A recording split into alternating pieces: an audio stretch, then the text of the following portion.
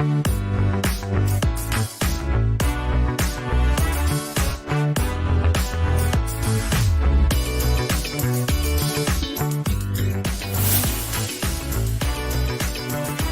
is Tuesday, November the 7th. Welcome to the Tile Happy Hour. I hope you are having an amazing evening. If you are in the Northern Hemisphere, it is standard time, which is crazy because it used to get dark about 9 o'clock, but now it is pitch dark outside, and I have no idea what to do. I am sleepy and tired, but I've got an hour for you. I got an hour for this show, and so does my good buddy, John Tedesco. Welcome, John. We fell back an hour. I'm a little tired. I haven't caught up from this crazy time change. And I guess the same thing happened to you up in New York. Yeah, it's crazy. No one's a fan of this daylight savings. I don't get it. I really don't get it. I don't either. I like driving to the gym at 6 in the morning and it's pitch dark. It makes me feel like I'm doing something.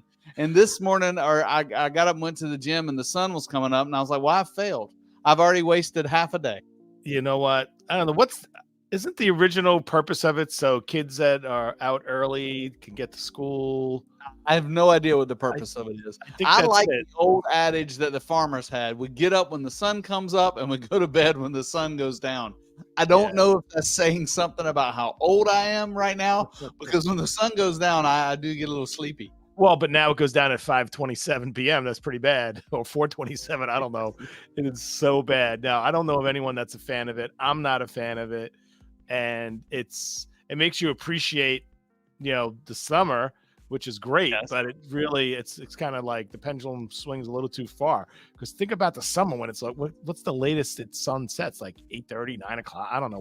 Close to 9 o'clock. I mean, I've been cooking on the grill at 9 o'clock and it's still light outside. And but it's just wrong. I don't know. We don't know anything about the weather and the sun's orbit around the earth and all that other good stuff. But what we do know about is tile. And if you're here, you have stumbled onto the Tile Happy Hour, wherever you're watching, whether it's YouTube, my friends right here on TikTok, I see you. Wiedemeyer, I see Neil. Thanks for joining us. And all those in Twitter world, which is now X, and Facebook, wherever the interweb goes, we're there to talk about tile and to have fun. And this is live. So this is your show. And John, I don't know if it's happening where you are, but we talked earlier this week. Today's a voting day, right? Yes, today is a voting day in New York, I think across the country, I guess, right? And I voted this morning and, voted on some county legislators and some judges and all that good stuff. So tonight we're revealing who you voted for the last 7 years. Yeah, right. Exactly. Well, I wanted to write in. I was kind of hoping the presidential race was tonight. I was going to write somebody in, but I had to wait another year. So we'll see. We'll get there. I got my little I voted sticker, all that stuff. But it's good. America's great. We got to keep it going, and you got to vote, and you got to get out there and participate. It's true. It really is. You got to participate. And you know what I want to know is I want to know where everyone's watching from. So if you're watching this live, anywhere you're watching from, Facebook, X, LinkedIn, somewhere else, I forget. We want to know where you're watching from. Post it here. Tell us where you're watching from, city, state, country, wherever. And if you're watching this on an encore presentation, a repeat, previously recorded, also let us know. I did get a few questions when we were off the air that I responded directly. So it's been fun. We want to hear from you. Hey, and when you tell us where you're watching from, hey, tell us if you voted today. If you had a vote in your area, I mean, you don't have to tell us who you voted for. Just, hey, I'm participating in this democracy thing. But tonight we're not talking about politics because that's not what we do. That nobody wants to see John and I talk about politics. But we are going to have a little impromptu tile industry vote. And so John and I are going to ask each other questions, and we're going to vote for what maybe a couple of different categories. What we think is best, maybe what we think a client thinks is best, and a couple of those little topics like that. I think our topic of spooky installations went over really well. People kind of like to see that thing, and they like to see stuff messed up as long as it's not theirs. And so tonight, we're not necessarily carrying that theme on, but we're still talking about, different stuff that could lead to a failure, or maybe best practices. This is true. Well, everyone for some reason likes to watch a train wreck, so I guess that's why. That's why traffic's so bad where you are. Right. Oh my God, traffic's always bad. Yeah, it was. It's always crazy out here. It's literally so. My commute to Manhattan from Long Island, it's 22 miles, and it could take you an hour and a half. Could take you an hour and 15 minutes, hour and 10 minutes when it's good. It's just crazy. And no matter where you go, it's just madness out on the roads. But we're here talking about tile. We love tile. If you have any questions, please let us know. And today is episode 30-something. 30-something. That was a good TV show. Actually, I don't know. I didn't watch it. I was 10-something when that came out. But 34, episode 34. That's crazy that we've been doing this for more than a year. And I have not run out of things to talk about yet. So that. Wait, how does 34 add up to more than a year? What kind of fuzzy math are you using? Aren't there 52 weeks in a year? I think 52, 53. I don't know. So half of 52 is 26. This is 34. So we've been doing it for more than half a year. Did I say more than a year? You said more than a year, I think. I meant more than more than 6 months. I don't know. I can't do math. You're right. You're right. As always. And John, I just want to let you know, we put out the shorts and we chop up all these videos and put them out there just for nuggets of information to go out on the interweb, hopefully to get us some traction, some likes, some subscribes. Just spreading the love. Spreading the love. Well, the ones that I get is when I title them, John had to correct me, or John is mad at me. Those get the most traction, John. Really? So wow. Maybe you should be harder on me, or I don't know. But I mean, we are just pandering for views. Well, let's reveal it. Let's reveal it now. Craig was never a tile installer. He used to work at Best Buy selling Polaroid cameras. Yeah, he's got I don't know, subliminally, I think that's where I got that from. So I did honestly walk into Best Buy once with khaki pants and a blue shirt, literally not on purpose.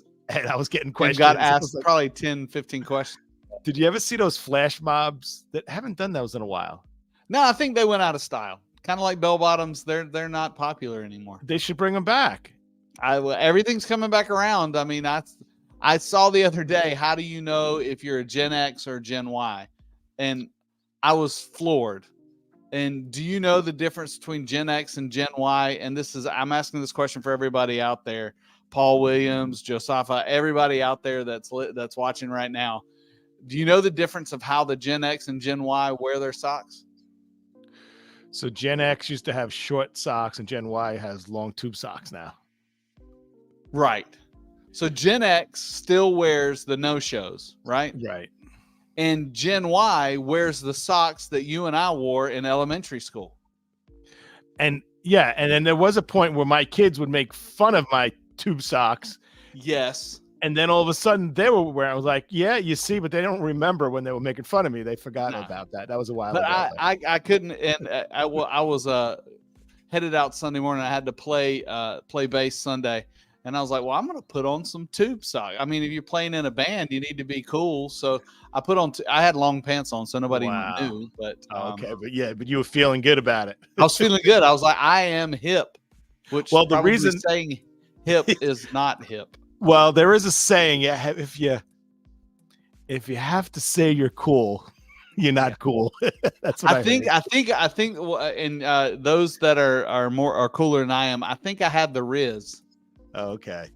Well, I think I used that correctly. I'll have to text somebody later. Yeah, My daughter would know. But I think I had the Riz on Sunday. Don't embarrass her. Don't tell her you said it online. Hey, the reason I mentioned a flash mob, they did have one where they had like 40 people assemble outside in the parking lot at Best Buy, and everyone had a blue shirt on and khakis, and they all like went into this Best Buy like within a minute or two and just shopping and looking at stuff, and then you see the managers, everyone's looking, and customers are all confused. There's like 50 people in the building. That's hilarious. Blue shirts. Okay, those are like harmless, fun things. I don't know. I get a kick out of those silly things. Where they do things like at Penn Station, they'll start, I don't know, doing some kind of dance or something. I think that's where it started, isn't it? That movie that did the flash mob at Grand Central Station, I think. But yeah, I think it was Grand Central. I think it's the play. It's what's it called? Flash Mob, New York, or something like that. There's some kind of group that did that, and they had some really cool things. So anyway, hopefully we'll bring it back, and we'll somehow do something with tile going into the tile store. I mean, tube socks are back. So, I mean, Thomas knows, Indy knows. Anyway, well, let's start with the voting. Are you ready? Yeah. Okay. So, I always like to start. I think when I think of a tile installation, I think from the substrate up. Okay. So normally most of my questions start from the substrate up. Okay. So we'll start with, I want you to choose what your favorite substrate is, and we'll talk about why you chose it. And I'm going to give you 4 options. All right. Let's do it. So anybody listening can jump in. I'm trying to extend this out to try to get some comments. But if you are choosing the best substrate for your floor, which would you want? And the options are concrete, gypsum, cement board, or foam board. Does it matter if it's a bathroom or, say, a kitchen? No, we're just kind of talking about what would you prefer for your floor overall. Got it. I have my answer. All right. How about I'm going to go backwards. I can tell you what the least favorite of mine is of that. Okay, the least favorite for the floor of those 4 is cement board. Cement board, really? Yeah. I need to know why. Well, the main thing is because I forgot you mentioned gypsum. That should be my last choice. But because cement board is expensive, and it's pretty time consuming. You can't do anything with it. You can't like level a floor with it. So I think it gives people some false sense of confidence that they're doing a mud job, and they're not. You know, I didn't put mud in there. I should have put mud in there. But. Yeah. Well, when you say cement, I guess I'm kind of, as a substrate, how you got that cement, I don't know. But gypsum, I'm thinking of gypsum don't they have those like structural light floors or something where they're kind of like partial? Yeah, that's partial gypcrete and stuff like that, which is probably, I would think, is used very heavily in your area because it's used a lot for multifamily.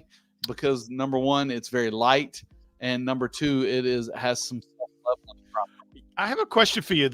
What'd you call it? I call the structural light. What'd you call it? Gypcrete? Gypcrete is what the brand name is down in this area. Right. That's a lot. What's the what kind of impact does it have on acoustics compared to regular concrete?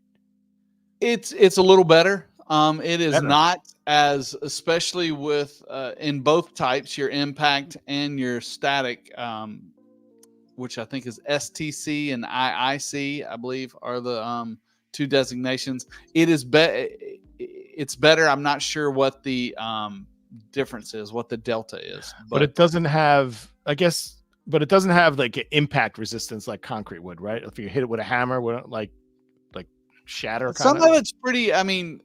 Yes, you can destroy it, and if it will demo out easier than concrete. Yes, but in a use, the danger in that, I'll start there, is water.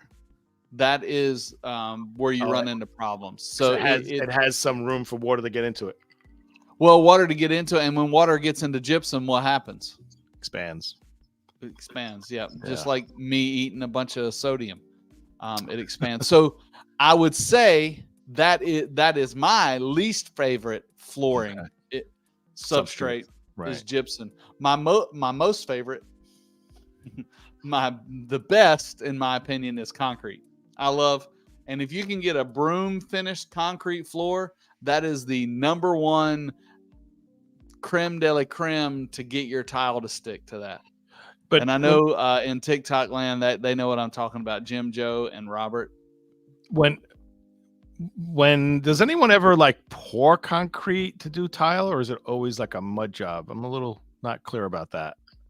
I mean, down here, I have to. Now that I work for, I was going to say a global company, which we're pretty global. We're Yeah. on the internet. I have to tell my region because I know different regions do different things. But most commercial buildings here, all floors, all, and when I say all floors, the ground floor all the way up are concrete based, Got it. and very few in the last 10 years are blocking out for mud floors anymore. It just doesn't. Are they able to get it level as they want? Is it harder when you're pouring a floor? No. Okay. No. There's especially since the size of the tiles the way they are now, there's always prep work that goes into it, and that's a big argument. I mean, any GCs out there or finish contractors out there, there is a big delta between what the concrete package has to deliver as a finished product and the starting place for where the finished contractors have to be. I've been singing that song for many years. Hey, listen, somebody needs to bridge this gap. You either got to bridge it with a concrete guy, or you got to pay for a self-leveling with the finished guy. So I'm assuming a tile guy's bidding on a project. He's probably making some assumptions on the level, the how level that floor is, right? And how suitable it is to tile on top of it. And I could imagine some guys showing up at a job and saying, this is not what we bid on. This is not what we were expecting. And now they need to, if it's self-leveling, I mean, that stuff is not cheap, right? No, it is not. That's some high-tech stuff. And extra labor, extra lost time. So I would think a good contractor, is there a way a contractor could bid on a job to protect himself when he's bidding on that job? Yes and no. It depends on how the job bidding process is structured. When you get into, now there's some projects you get into them and the owner and the architect who's bidding the job allow no notes, and those are sketchy ones because those are the ones that somebody's going to get screwed, and it's either the contractor, the concrete contractor, or the general contractor.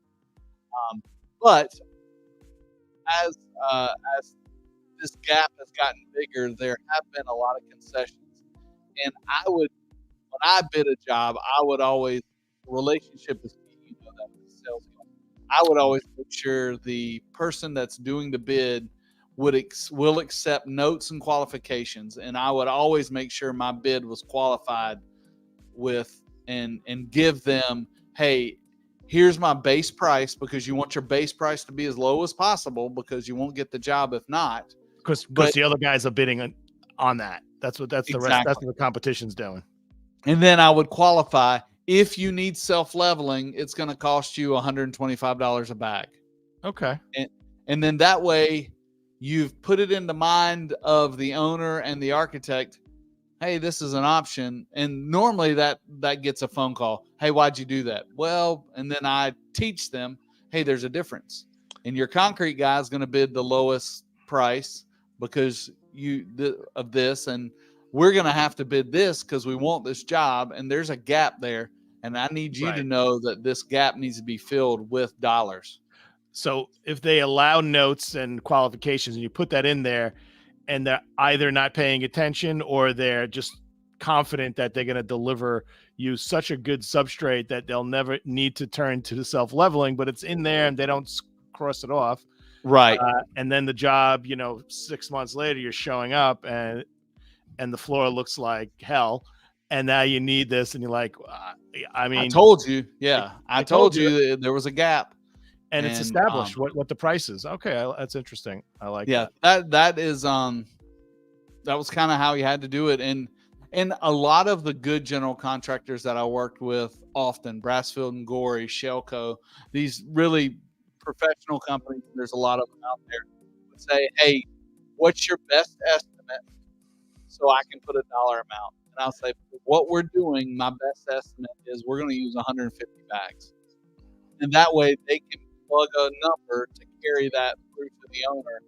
So when there is an issue, the owner doesn't say, you didn't tell me about this. Well, we did. We got a qualified answer. If we don't use this whole allowance, we'll give you a discount. Right.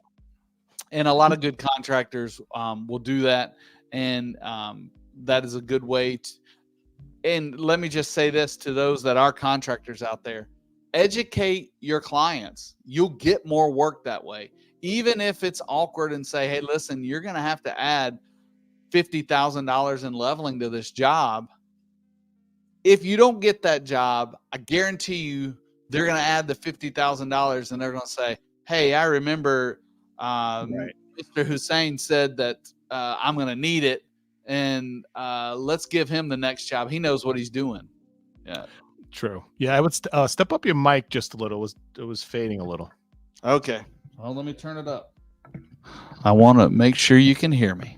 Yeah. Wait, so did we cover the three? We talked about gypsum, concrete, backer board.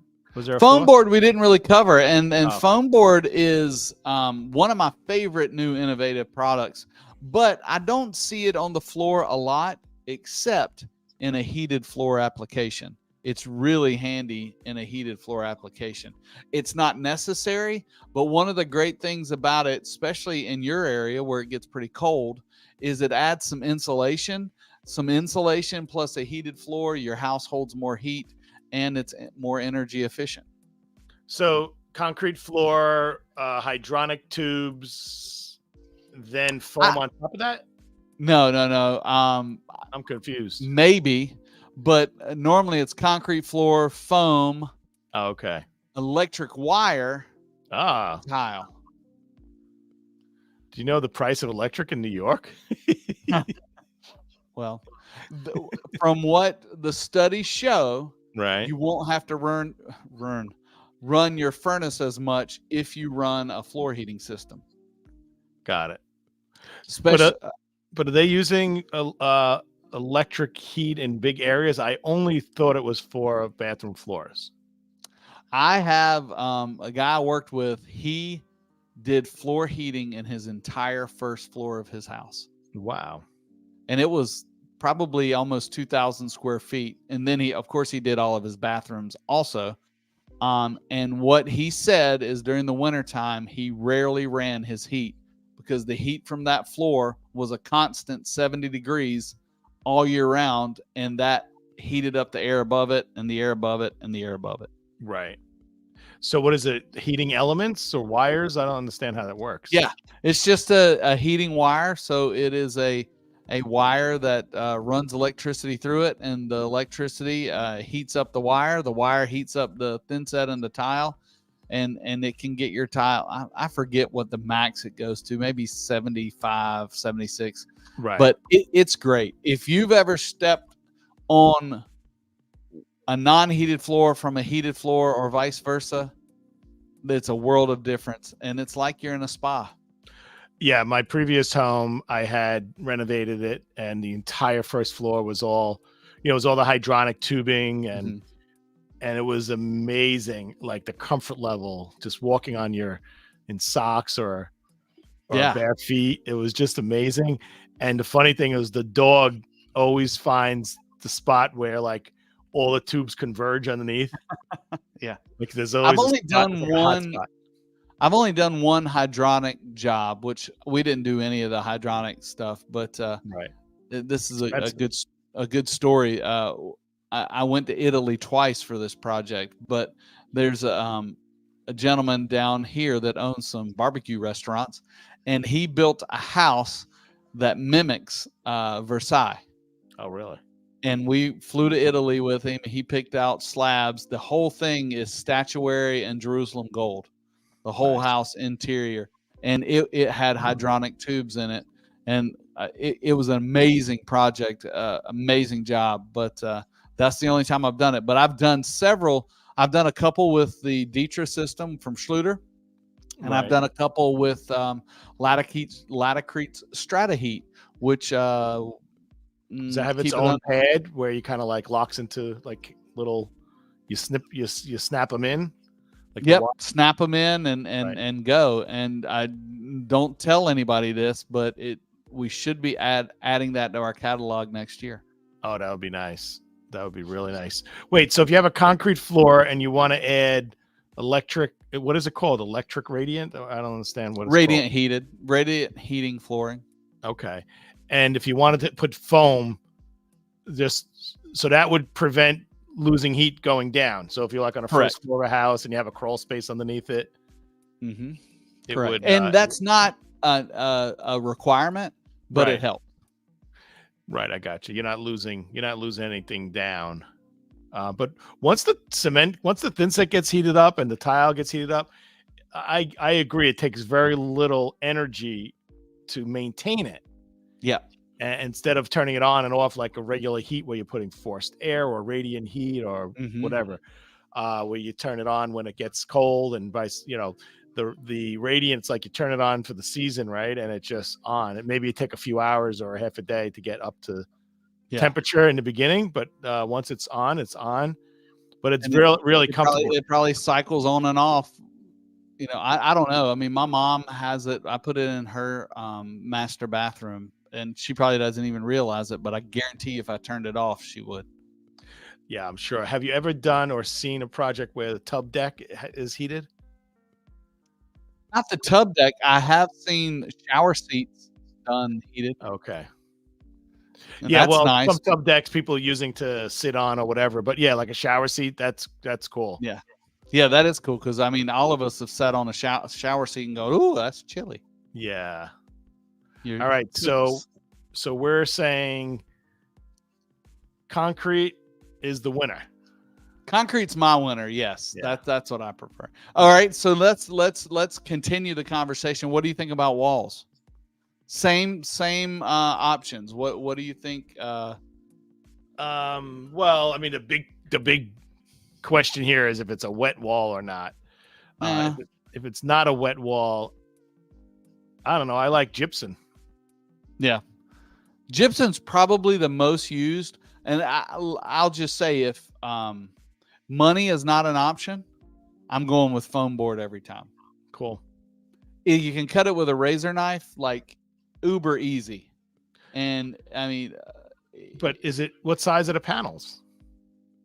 Most of them are 3x5.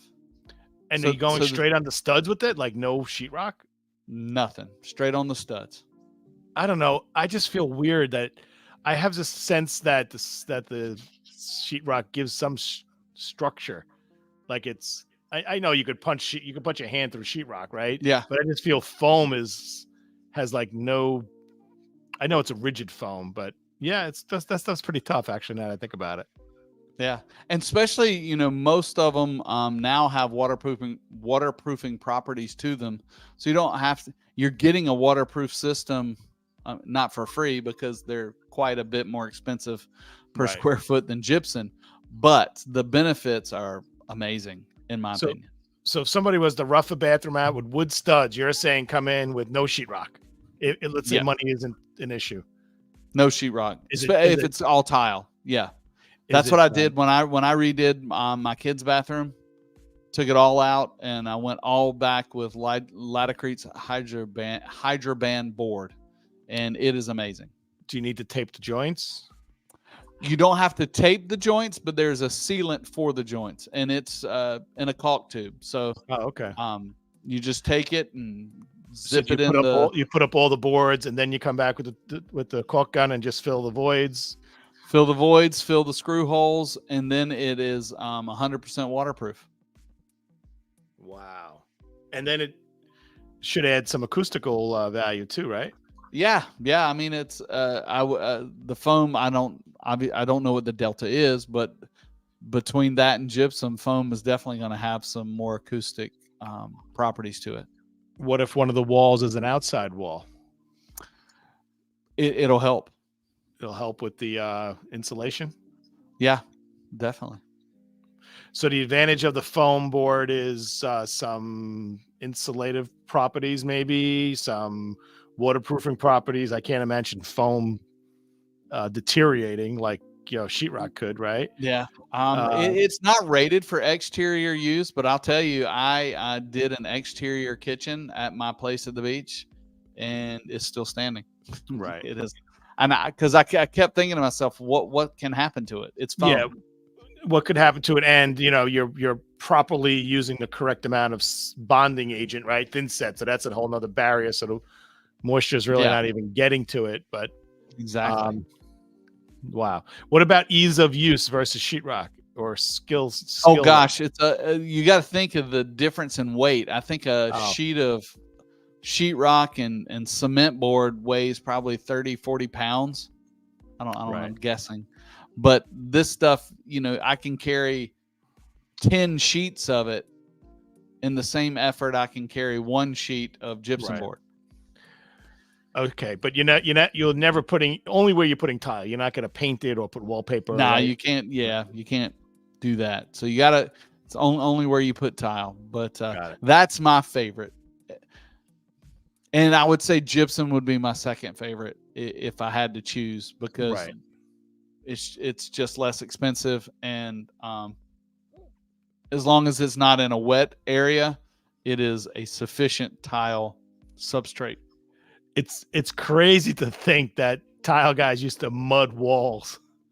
It is It is, mind-blowing. and now, as far as quality goes, mud walls and floors with somebody that knows what they're doing is going to give you the best job, hands down. I mean, If you're building a bomb shelter, yeah.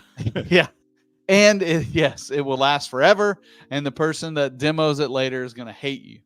But Oh my God. hands down, you can get the flattest floor with mud and the flattest walls with mud, and even you want to slope it to a drain. I mean, that's how you got to do it also. And you need the mud caps on top if you're going halfway up, right? And Yeah. what's interesting is I've seen a lot of demos with mud bathrooms, here on Long Island, New York area, Levitt Homes, whatever, they were doing 5x7 bathroom, Yeah. mosaic on the floor, 4x4 tile on the wall, 36 to 42 inches up, mud cap on top. I kind of remember seeing them with like a dot method though, like doing the mud and then like putting dots. What are they putting it into the mud wet, or would they put it? Maybe I'm misremembering. I don't know. I mean, I know a lot of times people would install tile in wet mud, and it would really kind of bond everything together. Wow. And I have seen some with the dot method, but you got to think, back in the day, the substrate was so porous and the tiles were so porous. It was that stuff would just suck right into everything, and it would become one. Yeah, exactly. It really, if moisture got in there, it wouldn't impact it, and everything had such porosity if it was allowed to cure properly and the bond wasn't broken in the drying time, then you have a permanent installation, and it's sledgehammer. 42 years later is the way it's coming out. Exactly. So that's a good topic. If you're just joining us on TikTok, I see a bunch of people on there. Marty, y'all all have weird names that I can't pronounce. We're talking about, today was voting day, and so we are voting for our favorite tile stuff. We just got done talking about substrates. If you have a favorite substrate, put it in the comments. Let us know about it. Throw it on there. I can see some of them. Let us know what your favorite substrate is. The next thing we're going to talk about, John, is a scary one. I'm just going to say it. This is what ruins buildings and homes: waterproofing. So think to the multifamily project, or even your own home, or your own master bathroom. Which waterproofing do you like the best? Which do you, and I want to know your reasons why, and I'm going to give you a couple of options that are kind of some big options out Okay. there. Um, and I'm already getting some. Melissa, hey, how you doing, Melissa? Good to see you. She's a Sluter fan. That was one of the options, a sheet membrane. Do you like the sheet membrane? Do you like the old-fashioned chloralloy plumbing pan? Or if you remember back in the day, the lead line pans. Gosh, I don't even know if anybody here lived through that, but that was a thing. Or do you like the roll-on liquid latex pan? Which one is your favorite? And tell me why. John, what do you think? We already got one vote for the I was going to sheet say the membrane. cloth. Yeah, I'm going to roll on cloth. I don't think cloth is the appropriate term. Yeah, John. it could be cotton, right? That's waterproof. Yes. That is called wallpaper. Got it. Yeah, I'm really green in this area. I do know in New York, every bathroom had a lead pan. They got a European plumber coming over and doing lead pans. And so how was that waterproof? Is just lead not porous? I've only seen them demoed. I've never seen them installed or not covered up with mud.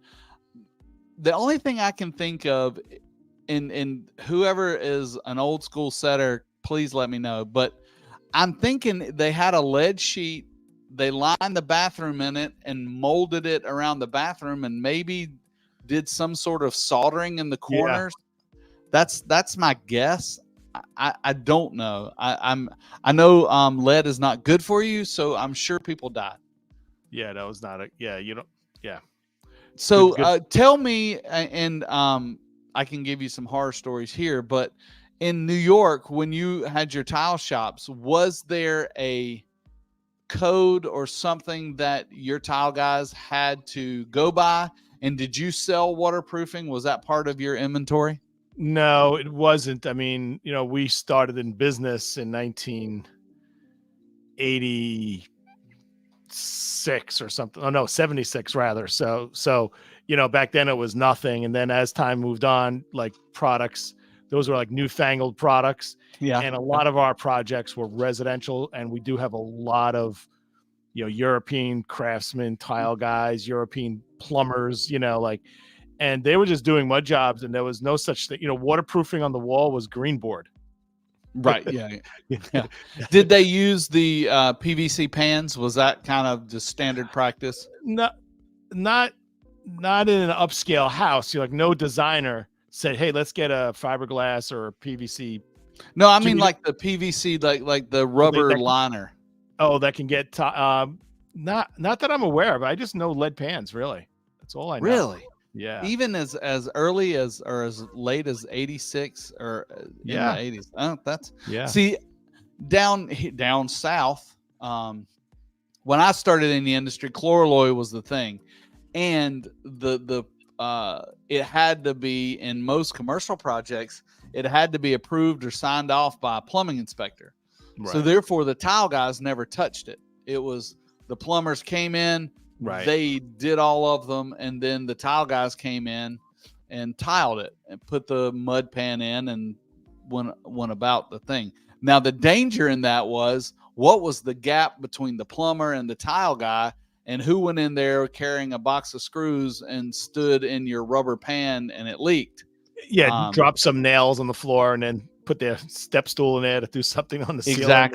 Exactly. And that was the argument we always had. Well, the plumber would say, "Well, I tested it before I left." Yeah. Say, "Well, we installed tile when we got there."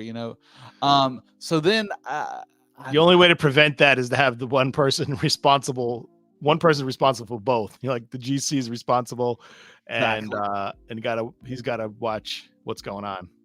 Exactly. And so in our area, I don't think, especially commercially, which is where I was, Right.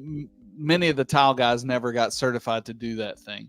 But Right. then as liquid applied membranes came out, and I remember when Hydroban was being invented, because my crew was actually one of the crews that got some of it before it was actually released, and On we the we did, black market. yeah, we did a project, and they donated it because they wanted to test it. And I guess I just saw. I think it's 15 years old now. That's But who makes uh, that? Hydroban is Latacrete. Okay. Now, I don't think they were the pioneers in that market. I'm not sure. I think probably Custom Building Products. I think they bought what is now called Pro Red, or Red Guard. It used to be called. I'm not sure now. I believe that they bought that from another company. And the great thing about that, and I'll just go ahead and tell you my favorite, that is my favorite waterproofing. And because of the ease of use. I'm with Melissa here. The sheet membranes, the Ditra and the Curdy, and the other ones, Blanqui has one and Latacrete has one. All of them have one. Those are great. They work well. I mean, when you can get a paint roller out and a bucket and roll it on the wall, and by the afternoon it'd be watertight. That's pretty snazzy and pretty easy. Yeah, I could imagine it's pretty quick to do. Yeah. It's hard to mess it up, right? And so what's the reason of these crazy colors? Is it so you could see that you're actually getting the coverage you need?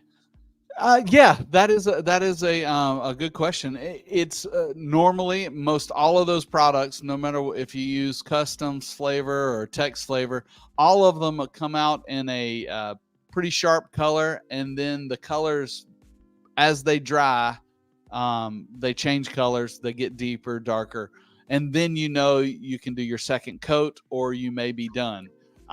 What I used to always tell my crews is, if you can still read the writing on the wall, whether it says Duroc, USG, whatever, it's not thick enough. That was the biggest failures were, I mean, they would try to make a bucket go for a whole floor of a hospital. Well, let's not do that. Let's do it right. Make sure you got the right thickness, because it had to have the right mill thickness to be effective. And how do you address it, like a corner? Do you like using a brush in that area? Yeah. And depending on which system you use, they're all a little bit different. But some of these liquid applied membranes require a fabric in the corner, because your corners are the dangerous places, right? Because if your wall board doesn't go all the way down to your floor, there's a gap there. And when there's a gap, you can't just stuff crap in there and expect it to be waterproof. Right. So there's procedures to do like a nylon tape of some sort. Well, first of all, you have to pack that with something hard, whether it's depending on how big the gap is. You may need a skim patch that to make sure it's flat, and then you can do a good 90-degree angle.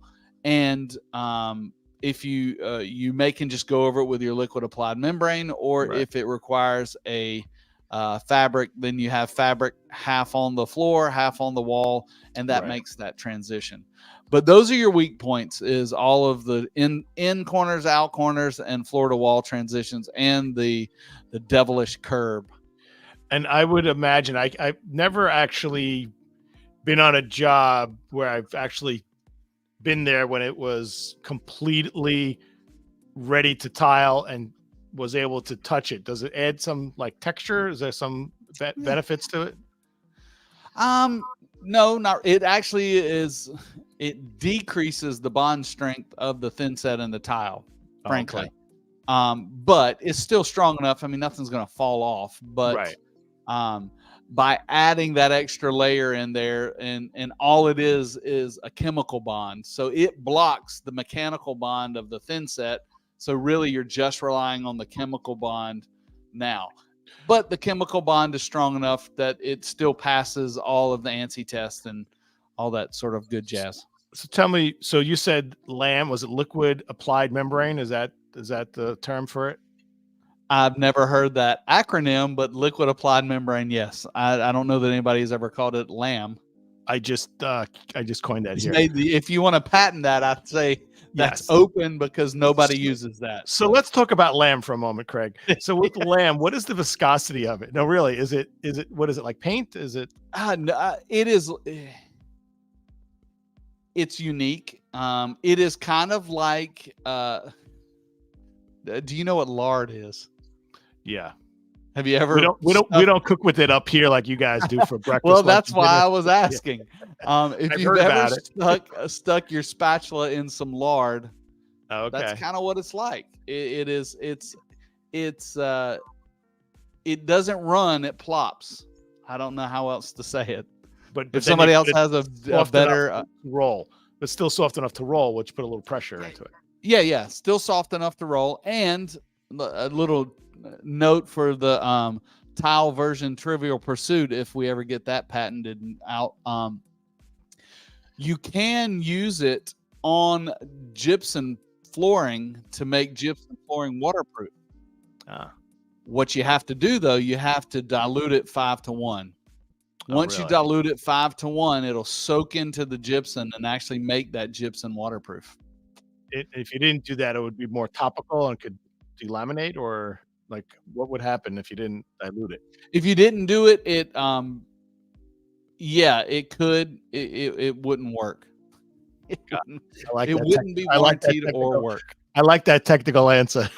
That technical answer is, I don't suggest it, and it wouldn't work. Follow all directions. Now, if you have some leftover of this liquid applied membrane in a bucket, does it dry up if you let it have? It's got a little bit of. You can reshelve it for a little bit, but once the bucket is open and air is to it, it's not going to last more than a week. Got it. And don't pour. But I think the shelf life of it unopened. The shelf life of it unopened, I think, is 18 months. What was that? I said, don't pour the leftovers down the toilet if you have. Oh Lord, no. Yeah, no. Don't do that. Don't do that. But I tell you, I did, and I've got samples all around my office here. But I've done all sorts of tests with it, and it works. I mean, it's. So what's the reason not to do it? It works well. Just for the cost. The cost is not cheap. I mean, it's more expensive than a chloralloy membrane. It's probably similar in cost to a sheet membrane from Weedy or Curdy or something like that. Right. But the liquid applied membrane that you buy in a bucket from Laticrete, for example, is the same face of the Laticrete foam board. So what they've done is they've infused that material onto that foam board, and that's what makes the foam board waterproof. Wow, that's pretty wild. It's crazy. That is really cool. All right, I'm sold on it. I like it. Well, good. So that was another one. You want to do another voting thing, or you want to what else we got on? Yeah, well, actually, I want to know if we haven't done our national day in a while. I want to ask you. Okay. Yeah. So today is national. One of these is not true. So there's two truths and a lie here. So today is National Portobello Mushroom Day, or Bittersweet Chocolate Day, or Merlot Day. Okay. Which one of these is wrong? So two true. Okay, so John, today, every day is a national day of something, right? That's true. So John likes to try to ask me these random questions because he knows I barely know what the real day is, which it is November 7th. So let's see, my two truths and a lie, because not only do we have the days overlap, can we come up with just 365 days? We have to have more.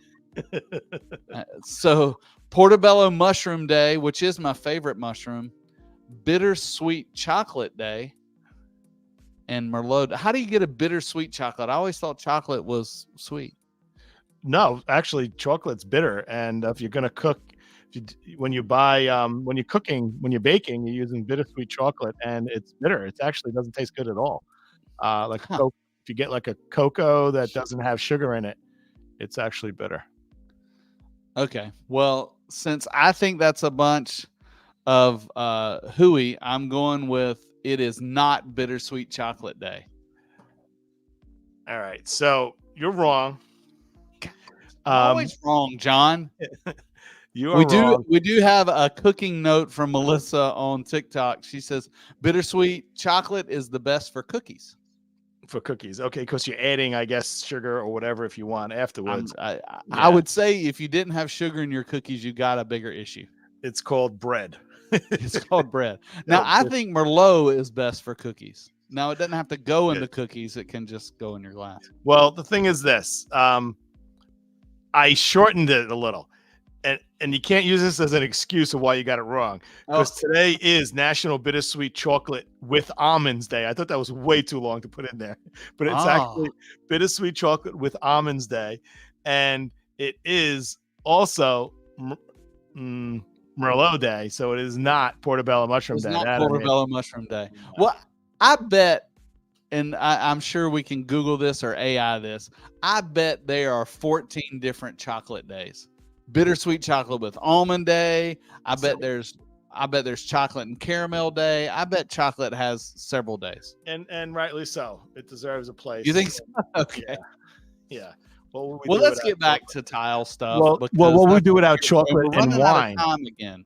Yeah, I know. All right, so I have. Let's see.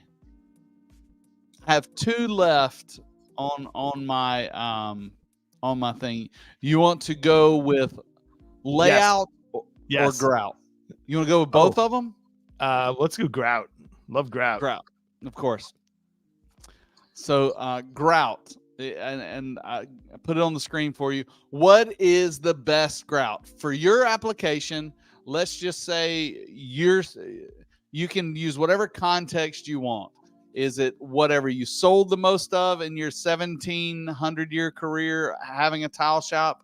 Or is it what you would choose for your bathroom? What is your best? And you have 3 choices. The cheapest grout, the high-test cement grout, or cement grout, or epoxy grout. What is your favorite to choose?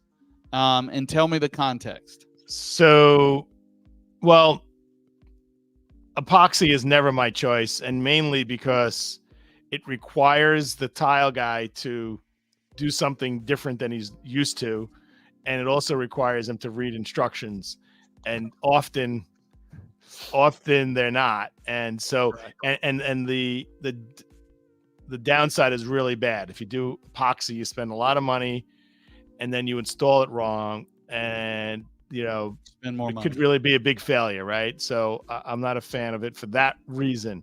High test cement, I'm assuming that's like Latacrete Permacolor, like a cement grout that has some funky ingredients and some. I like that. That's my number one. The cheapest grout, just regular cement grout. You got shading issues, right? You got to worry about sanded and non-sanded. I like the high test cement. That's my vote. All right. So the average DIYer that comes into your tile shop, what are they? Oh, cheapest grout. The cheapest. Yeah. And sometimes because that's what they want. But you have to educate people, but for the most part, grout has been basically just a cement, mixture, and it's been relatively successful over the decades. Yeah. So decades, centuries. Yeah, centuries. Yeah. What about you? I'm with you. I agree everything you said about the epoxy. Epoxy is great when used correctly, but there is a very fine line of using it correctly. And the benefits that you get from epoxy over the high performance grout are not enough for that risk, in my opinion. Right. With the high performance grout, you get some stain resistance, you get some you get great color consistency. Those things are all there. It looks like grout. One of the things that I actually came up in my class last week was they said, well, does it look like plastic or does it look like grout? People don't like that plastic look. Yeah. So the high test grout, the cheapest grout, I wish they'd stop making it. I've even asked some of the major manufacturers, why are you still producing it? And the reason is it still sells. Yeah. Well, so with the high test cement grout, there's another advantage over the epoxy. It has a little more flexibility than epoxy does. Would you think? Yeah. Right, because the epoxy is grout very in its sense doesn't have a ton of flexibility, but right. I will say probably more. I think the epoxy is so rigid. It's but also when you say epoxy, that's a kind of a broad term also, right? Yeah. Is epoxy always an A and a B, epoxy. or it used to be? Is it always a liquid and a powder, or a gel? There's some different definitely some different stages of epoxy grout. Right. There's the full liquid. There's 3 liquids, A, B. Right. Just A and B. And then some of them have an aggregate added, so there's an A, B, and C. You got your commercial grade epoxies, which are really difficult to use and can really ruin an installation, but they're heat resistant and they're grease in the commercial kitchen. That's what you use. But for 95% of the installations out there, the high test cement grout is the way I would go. I've used it on most of my installations that I've done personally in the last probably 3 to 5 years. And I think it's great. It's a good value for the money. And that's where I'd go. The last thing you want is grout residue on epoxy. That's bad. Oh my gosh. I remember we were doing an old college pool and they had demoed out the pool and they pressure washed the old cement grout that was done in the 1920s. And most of the grout over the years through the chemicals was just coming out of the grout joints when they were pressure washing it. And this was when epoxy was pretty new and it was the easy to use epoxy. And when I got to the job site, the guys were putting on Tyvek suits with full face shields. And that's how sticky and nasty and smelly. And epoxy's dangerous. Some people are allergic to it. We've had several people that we've had to take to the hospital because they have an allergic reaction to the epoxy. And probably a high VOC on that, right? On some of them, yeah, the VOCs have been toned down a lot, right? From that time when we were redoing that 1920s pool, but still, the high test cement is the way to go unless you have a really demanding commercial situation and you need epoxy. Yeah, and you're not just bidding you're not bidding this job. Just you have to specifically have a line item like this is what I'm charging to put this epoxy. Absolutely.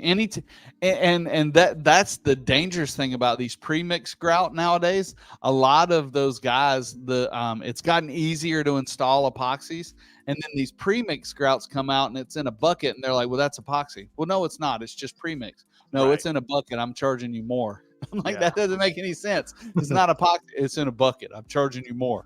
So I remember epoxy, setting material, and that was the A and the B and the C, and that was brutal. I mean, the smell from that, you got very little coverage. It was super expensive. But at the time, it was the only thing you could set tile on metal with. Yeah. And the epoxy mortar, and they still have an epoxy mortar method in the TCNA handbook. But really, oh my gosh, it's terrible.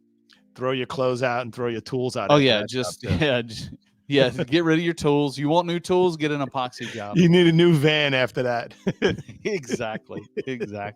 Well, this has been a great voting day. All you folks, it is now 9 p.m. and the polls are closed. The polls are closed. And the winner, Craig, is you, our audience. That's right. So we're really happy you joined us on our happy hour. We do this every Tuesday at 8 p.m. Eastern time. And we're really excited to have you as part of our audience. If you like what you see, let us know. If you don't like what you see, let Craig know. And share it, save it, follow us on all our sites, and we just want to do the right thing for the industry. We love the industry. We love the people in the industry. And, we're here to make it, we're here to talk about it. And if you're into tile, stone, marble, glass, LVT, whatever it may be, you're one of us, and join us every Tuesday here at 8:00. So this is John Tedisco. I'd like to wish everybody peace, health, and happiness. I'm going to reiterate everything John just said. And I'm also going to tell my TikTok followers, thanks for joining in and jumping in. If you see the tile channel in the chat, that's John's channel. I want you to go and friend John right now and tell John, or so that John can be on the broadcast with us. Because right now you only looking at me, but you can hear him, hopefully. But thanks everybody for being a part of the Tile Happy Hour. It is voting day. We voted on some things that we like. I hope you got a chance to put your comments in. If you're watching on a playback, please like, subscribe, all those cool things. But don't forget, as we go through the world, be kind to everybody, and let's keep learning together and tile the world.